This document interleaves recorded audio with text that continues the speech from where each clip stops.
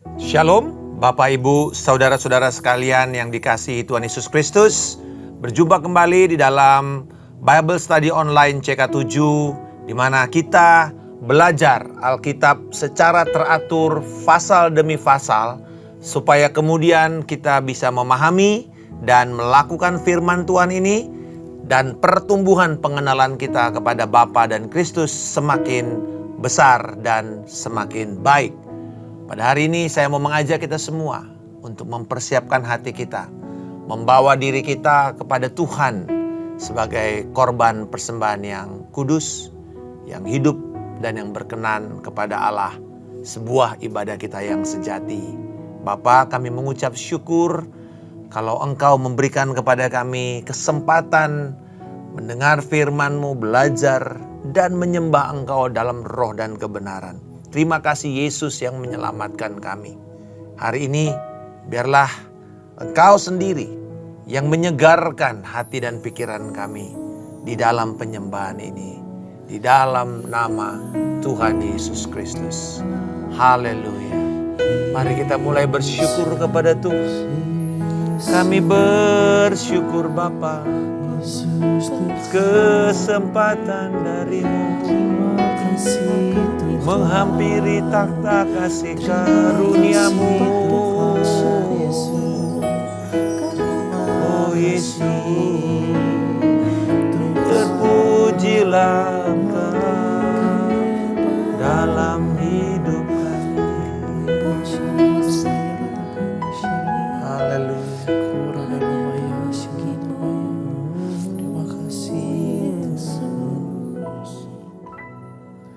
Ku bawa kepadamu, oh Tuhan,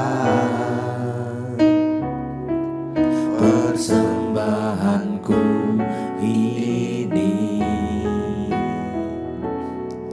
Ku ingin Engkau menerima korban syukurku melalui pujian.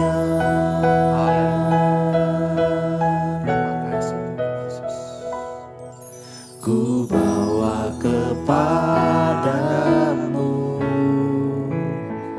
oh Tuhan, persembahanku ini. Ku ingin Engkau menerima korban syukurku melalui pujian. Takkan pernah ku bawa selain yang terbaik, yang harum dan sejati di hadapan takhta-Mu. Yesusku, terimalah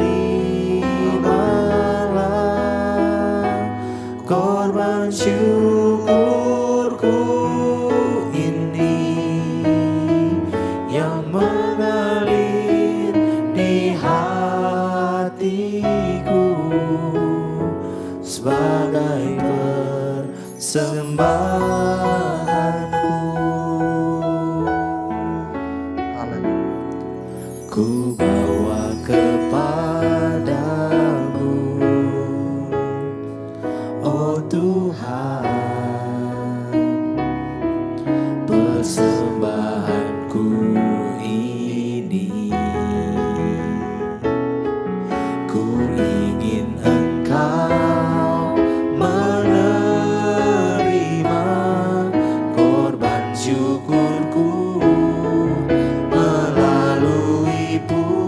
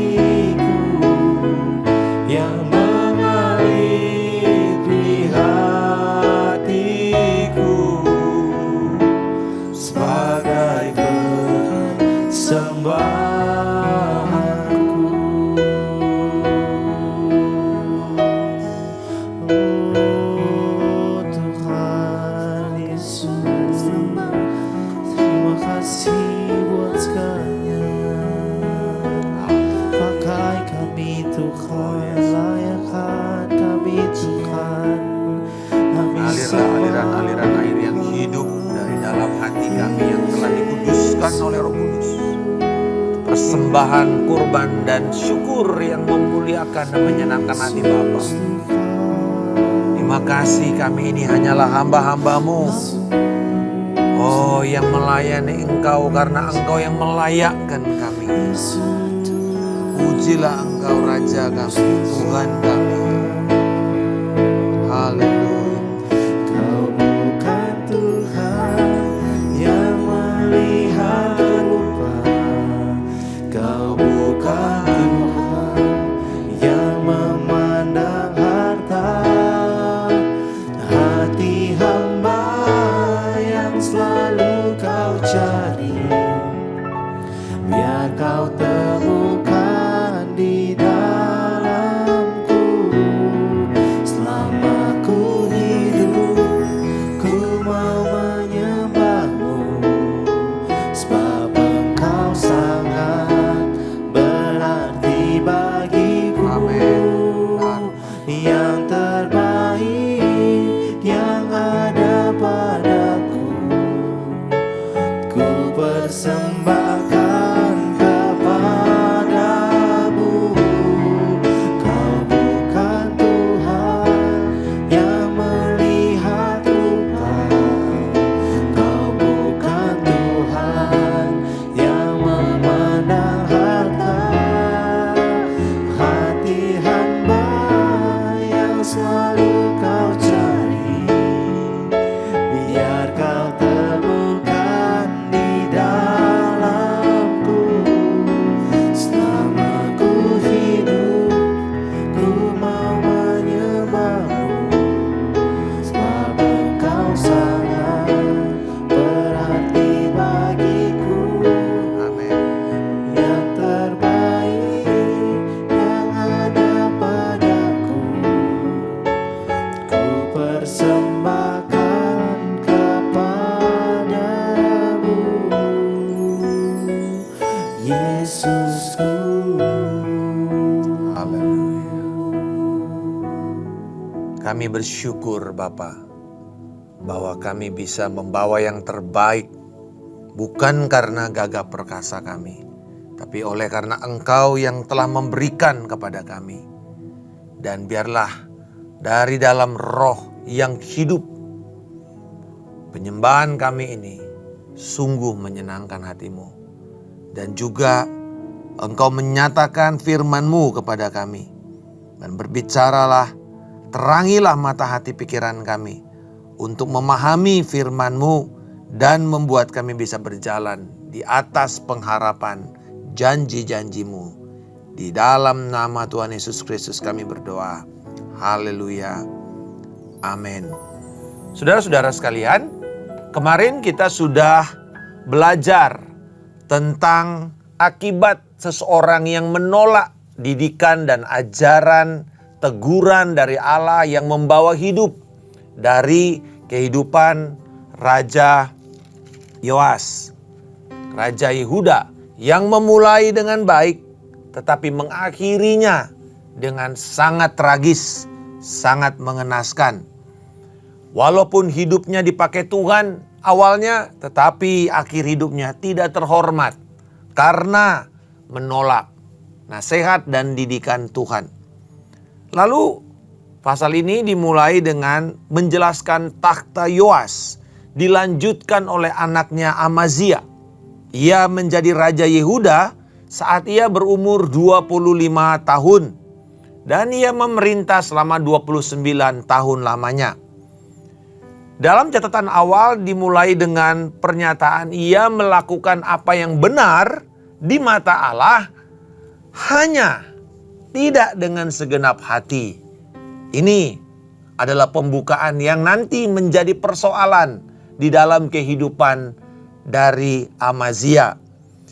Pasal ini ibarat roti lapis atau sandwich. Ya, jadi di atasnya itu adalah pembukaan.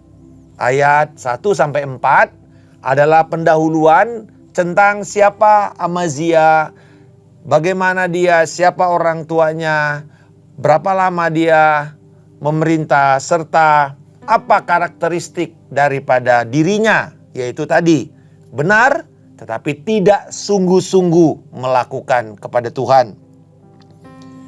Lalu ditutup di dalam ayat 25 sampai dengan 28 tentang akhir hidup dari Amazia yang mengenaskan, mati dalam kondisi yang bahkan kita bisa mengatakan miskin, sebab seluruh harta dari kerajaan itu dirampok, terutama di rumah Tuhan yang persediaan perbendaharaan kekayaan dari negeri itu diambil, dibawa kepada kerajaan Israel.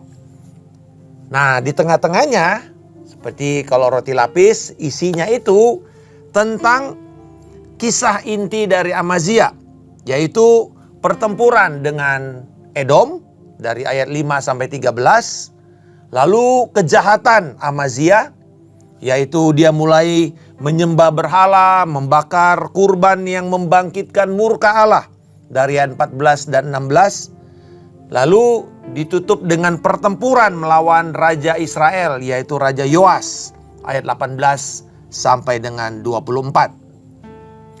Kesimpulan yang diambil dan oleh para sarjana perjanjian lama mengatakan bahwa pemerintahan Raja Amazia ini adalah pemerintahan yang lemah dan mengalami kemerosotan terus-menerus.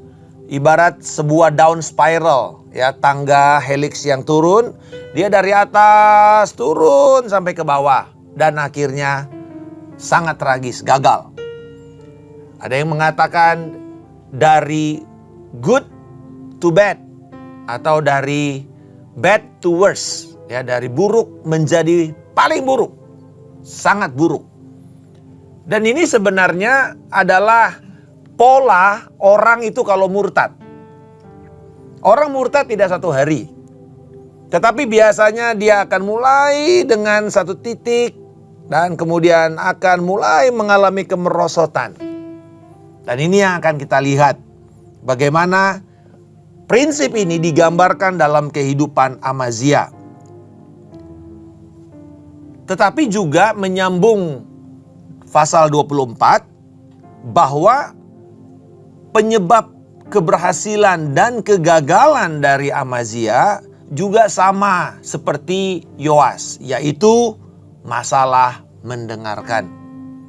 Masalah memberi telinganya kepada nasihat, kepada Tuhan, kepada teguran yang membawa kebaikan, kehidupan atau tidak.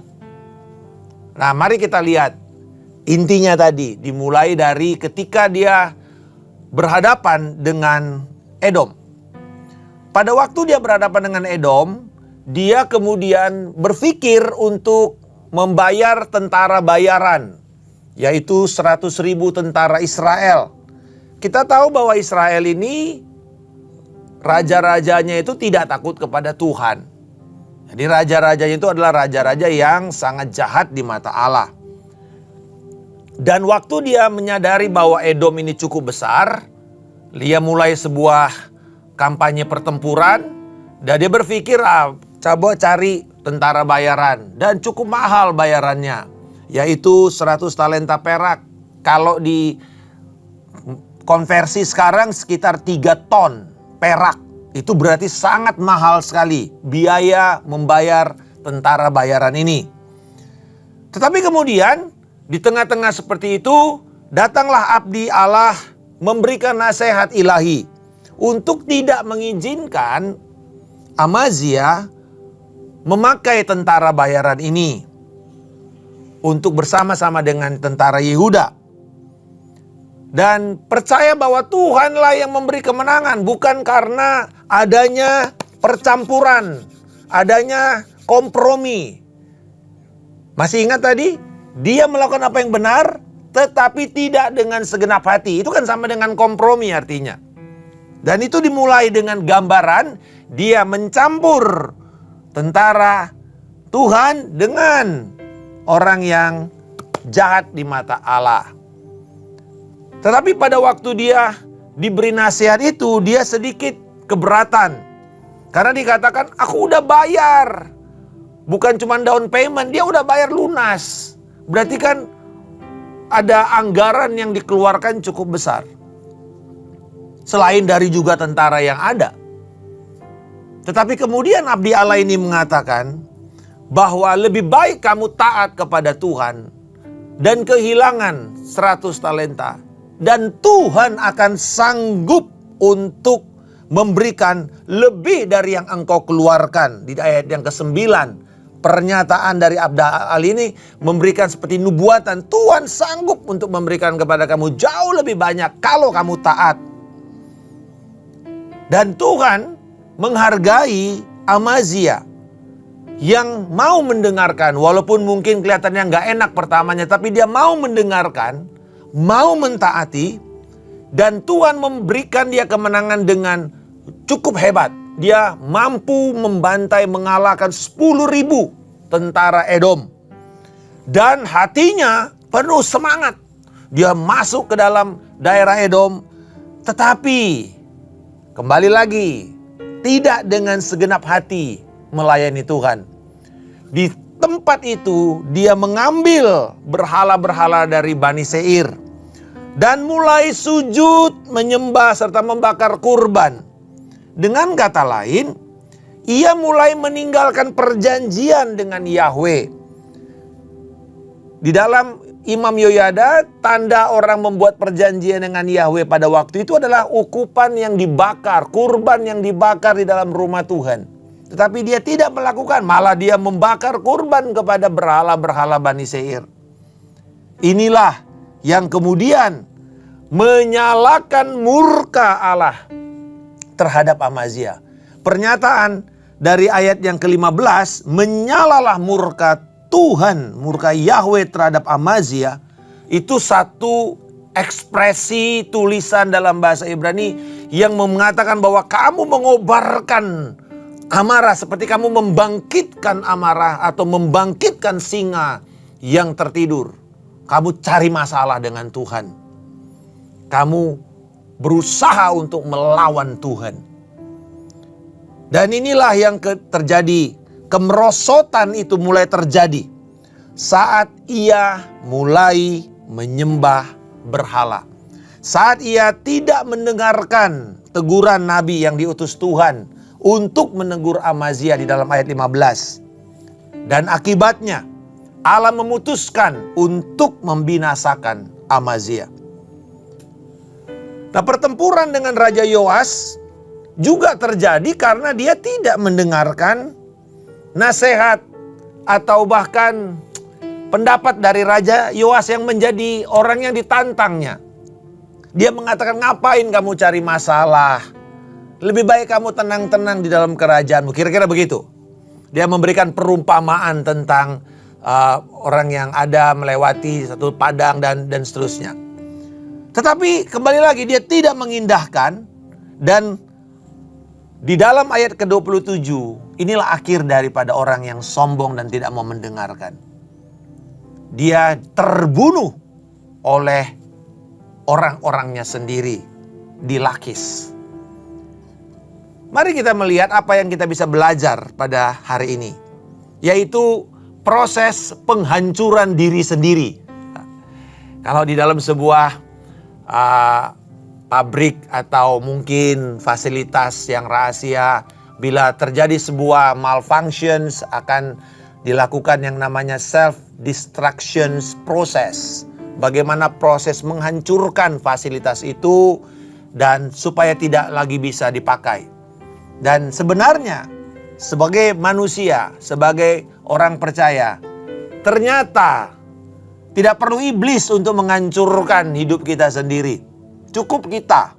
Kalau kita mengikuti proses down spiral ini, proses self-destruction ini, proses penghancuran diri sendiri. Coba lihat sequence-nya, urut-urutannya. Dimulai dari kompromi, sikap hati ya belum kelihatan. Dia bilang dia tidak dengan segenap hati, berarti kompromi. Menyiapkan atau menyisikan ruang di dalam hati dan pikirannya untuk yang lain kecuali Tuhan. Mulai dari situ dulu. Nggak kelihatan kan? Tapi mari kita lihat, yang tidak kelihatan akan nyata dari perbuatan. Sama seperti penyembahan. Penyembahan kita yang tadi kita nyanyikan itu lahir dari hati kita yang telah dipenuhi dengan Roh Allah. Mengalirlah aliran-aliran air yang hidup. Hal yang sama, kalau orang itu kompromi, maka akan mulai kelihatan di dalam tindakan dan di dalam perilakunya. Yaitu apa? Dia mulai sungkan, mulai pikir-pikir, mulai perhitungan dengan kemampuan Tuhan. Pada waktu dia mengatakan, aduh 100 talenta itu udah banyak, sayang, ayolah gak apa-apa sedikit. Tapi kemudian oke, dia masih selamat, Tuhan masih menghargai ketaatannya, dia mendengarkan dan dia mentaati. Tetapi pada waktu dia menang, dia mulai dengan penyembahan berhala. Nah, ruang tadi itu makin lama makin besar. Ruang kompromi itu makin lama makin besar. Dan mulailah terjadi tindakan penyembahan berhala. Dia dirikan kembali tiang-tiang penyembahan berhala. Lalu tahap berikutnya, terjadi penganiayaan terhadap nabi-nabi Allah. Ayat yang ke-16. Mulai dia gak suka dengan nasihat ilahi. Mulai menekan, mulai menyerang, bahkan menganiaya. Kan kalau kita itu gak suka dengar nasihat kan kita langsung berontak. Kita protes, kita reaktif. Kita menjauh, kita mentertawakan mereka. Bahkan mungkin ya supaya gak lagi mengganggu, tak diamkan sekaligus. Mati aja kamu. Lalu setelah itu dia mulai berpikir untuk balas dendam dengan Raja Israel. Ingat, masih ada proses Yehu yang membunuh Atalia. Lalu kemudian proses semua itu masih ada di dalam pikirannya. Dan dia mau mulai nantang Raja Israel. Kenapa? Karena dia merasa dia baru menang. Cukup hebat kemenangan yang dia dapatkan. 10.000 orang Edom itu tidak mudah. Bahkan sebelumnya dia tahu bahwa dia harus bayar tentara dari Raja Yoas. Tetapi kemudian kita melihat bahwa keinginan, kesombongannya itu meninggikan dirinya itu karena kemenangan militernya di dalam ayat 19 menuntun dia kepada yang paling parah. Pemberontakan terbuka terhadap Allah sendiri. Ayat yang ke-20 dikatakan, tetapi Amazia tidak mau mendengarkannya. Memang hal ini berasal dari Allah yang hendak menyerahkan mereka ke dalam tangan Yoas karena mereka telah mengikuti ilah-ilah orang Edom. Jadi sebenarnya Tuhan bisa memakai siapa saja untuk menjadi suara dan menjadi alat penghakimannya. Masalahnya cuma satu. Karena dia tidak mau mengikuti Tuhan dengan segenap hatinya. Dan pemberontakan terbuka ini terlihat dengan dia mulai mengatakan kita akan perang dengan Israel. Apa yang terjadi kalau seseorang mulai menentang Allah? Pasti binasa. Dan dia mati terbunuh dengan cara yang mengenaskan sekali. Bahkan dikatakan dia mati dengan cara yang dibunuh, dikejar-kejar, dan kemudian dia dikebumikan. Lumayan dikatakan di sini dia dikebumikan di samping nenek moyangnya di kota Yehuda. Masih ada sedikit pengharapan. Dia dikubur dengan cara yang sedikit terhormat. Tetapi ada catatan yang menarik dari Amazia sebagai kesimpulan pembelajaran kita pada hari ini. Coba kita perhatikan pernyataan ini. Ayat yang ke-27. Sejak Amazia menjauhi Tuhan. Sejak Amazia menjauhi Tuhan. Bagaimana seseorang bisa menjauhi Tuhan? Jawabannya sederhana. Dimulai dengan setengah-setengah hati.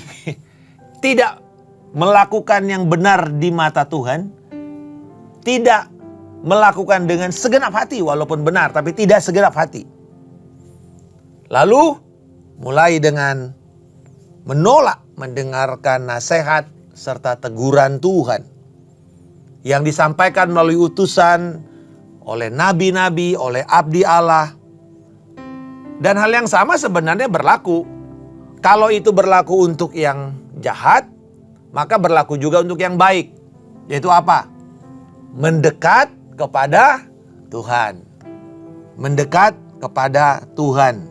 Berlaku setia dengan segenap hati, dengan segenap jiwa, dengan segenap akal budi. Kata itu yang Yesus katakan, disinilah terletak seluruh hukum Taurat dan para nabi. Yaitu kata segenap. Kalau kita melakukan sesuatu kepada Tuhan dan kepada sesama kita, lakukanlah dengan segenap. With all power, all forces, all intention, all zeal, semangat, kuasa, kekuatan, intensional, melakukan dengan segenap, sepenuh hati, bukan setengah-setengah. Dan pada waktu kita melakukan itu, kita hidup membangun ketaatan kita kepada Tuhan. Setiap hari kita diperhadapkan kepada kesempatan ini. Apakah kita mau mendengar teguran, nasihat yang datang dari Tuhan lewat pemberitaan, lewat pengajaran firman, lewat pengajaran penggembalaan, atau khotbah pada hari Minggu, khotbah di KUL, atau renungan, atau khotbah di dalam doa fajar. Kita punya banyak kesempatan untuk mendengar nasihat Tuhan. Tetapi kembali lagi, tanggung jawab kita ini harus disertai dengan satu kesadaran akan adanya ancaman kesombongan. Karena kesombonganlah yang akan membuat telinga kita ini menjadi tuli terhadap nasihat, terhadap peringatan dari Tuhan. Yang akhirnya menjauhkan hati kita dari Tuhan. Saudara-saudara sekalian, pada hari ini kita diingatkan Tuhan. Peristiwa seseorang yang pelan-pelan mengalami kemerosotan dan akhirnya binasa. Orang itu kalau mulai menyeleweng, kalau masih kecil, seperti kalau kita bikin derajat ya, derajat penyimpangan, kalau masih jaraknya pendek nggak kelihatan. Tapi tunggu sampai nanti jaraknya jauh. Akan jauh sekali. Deviansi kita. Kalau kecil nggak kelihatan. Makanya kadang-kadang dosa itu waktu awal-awalnya nggak kelihatan. Tetapi tunggu nanti sampai itu terus mulai dilakukan secara konsisten. Akan kelihatan. Persoalannya ketika sudah jauh, harga yang harus kita bayar untuk kembali lebih besar. Jadi kalau hari ini Roh Kudus mengingatkan kita satu dosa, cepat-cepat bertobat. Jangan cari pembenaran diri. Cepat-cepat bertobat. Supaya kemudian kita kembali. Supaya kita tidak menjauh dari Tuhan. Tapi justru mendekat kepada Tuhan. Mendekatlah kepadaku, maka aku akan mendekat kepadamu. Itu janji Tuhan. Dan hari ini, saudara-saudara sekalian, waktu kita belajar firman ini, Tuhan Yesus mengingatkan kepada kita untuk satu undangan. Marilah datang kepadaku, engkau yang letih lesu, engkau yang berbeban berat. Mari datang, temukan istirahat, temukan kelegaan, temukan ketenangan hanya di dalam Kristus. Dengan kerendahan hati tentunya. Dan siap untuk melakukan firman Tuhan. Bapa di surga, kami bersyukur untuk pembelajaran pada malam hari ini. Kami berterima kasih bahwa kami diingatkan kemurtatan itu bukan satu hari. Tapi dimulai dari tidak melayani Engkau, tidak mengikuti Engkau dengan segenap hati. Ampuni kami bila ada ruang-ruang kompromi dalam hati kami yang mengizinkan nantinya penyembahan berhala, kesombongan, bahkan sampai kepada penolakan suara Tuhan, pemberontakan terbuka kepada Tuhan, itu terjadi dalam hidup kami. Tolonglah kami untuk segera menyadarinya dan bertobat dan kembali mendekat kepada Engkau, berjalan bersama dengan Engkau sampai kepada tujuan kami yang terakhir, di dalam rumah-Mu yang kekal. Di dalam nama Tuhan Yesus Kristus, kami telah berdoa dan mengucap syukur. Haleluya. Amin. Tuhan Yesus memberkati. Sampai bertemu esok hari.